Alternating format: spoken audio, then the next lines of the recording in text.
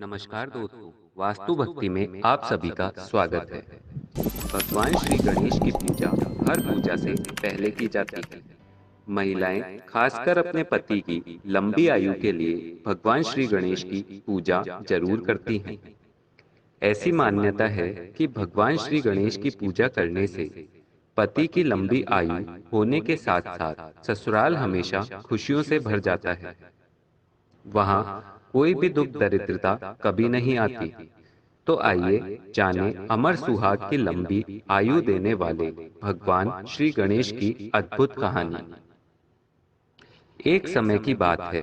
एक भाई बहन थे। बहन का नियम था कि वह अपने भाई का चेहरा देखकर ही खाना खाती थी।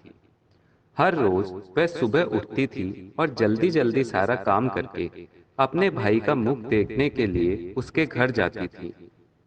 रास्ते में एक पीपल के पेड़ के नीचे गणेश जी की मूर्ति रखी हुई थी।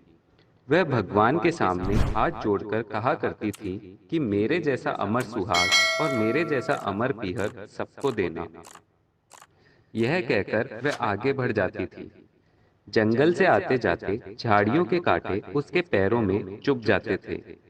एक दिन भाई के घर पहुंची और भाई का मुंह देखकर बैठ गई। तो भाभी ने पूछा, पैरों में क्या हो गया? यह सुनकर उसने भाभी को जवाब दिया कि रास्ते से आते समय जंगल में झाड़ियों के गिरे हुए कांटे पैरों में चुभ गए।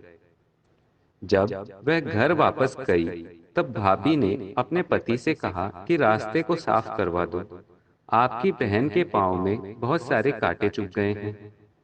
भाई ने तब कुल्हाड़ी लेकर सारी झाड़ियों को काटकर रास्ता साफ कर दिया, जिससे गणेश जी की मूर्ति का स्थान भी वहां से हट गया। यह देखकर भगवान गुस्सा हो गए और उसके भाई के प्राण हर लिए। लोग अंतिम संस्कार के लिए जब भाई को ले जा रहे थे तब उसकी भाभी रोते हुए लोगों को कही, थोड़ी देर रुक जाओ, उनकी बहन आने वाली है, वह अपने भाई को देखे बिना नहीं रह सकती। उसका यह नियम है। तब लोगों ने कहा, आज तो देख लेगी, पर कल कैसे देखेगी? रोजाना की तरह बहन अपने भाई का मुंह देखने के लिए घर से निकली। तब जंगल में उसने देखा कि सारा रास्ता साफ किया हुआ है। जब वह आगे बढ़ी तो उसने देखा कि सिद्धि विनायक को भी वहां से हटा दिया गया है। तब उसने जाने से पहले गणेश जी को एक अच्छे स्थान पर रख दिया और हाथ जोड़कर बोली, भगवान मेरे जैसा अमर सुहाग और मेरे जैसा अमर पीहर सबको देना। यह बोलकर आगे निकल गई। तब भगवान सोचने लगे, अगर इसकी नहीं सुनी तो हमें कौन मानेगा, कौन हमें पूजेगा? तब सिद्धि विनायक ने उसे आवाज दी, बेटी खेजड़ी की 7 पत्तियां लेकर जा और उसे कच्चे दूध में घोलकर भाई के ऊपर छींटा मार देना, वह उठकर बैठ जाएगा। यह सुनकर बहन पीछे मुड़ी तो वहां कोई नहीं था। फिर वह यह सोचने लगी कि ठीक है, जैसा सुना है वैसा कर लेती हूँ। फिर वह 7 खेजड़ी की पत्तियां अपने साथ लेकर गई। अपने भाई के घर पहुंची तो उसने देखा कि कई लोग बैठे हुए हैं। भाभी बैठी हुई रो रही है और भाई की लाश रखी है।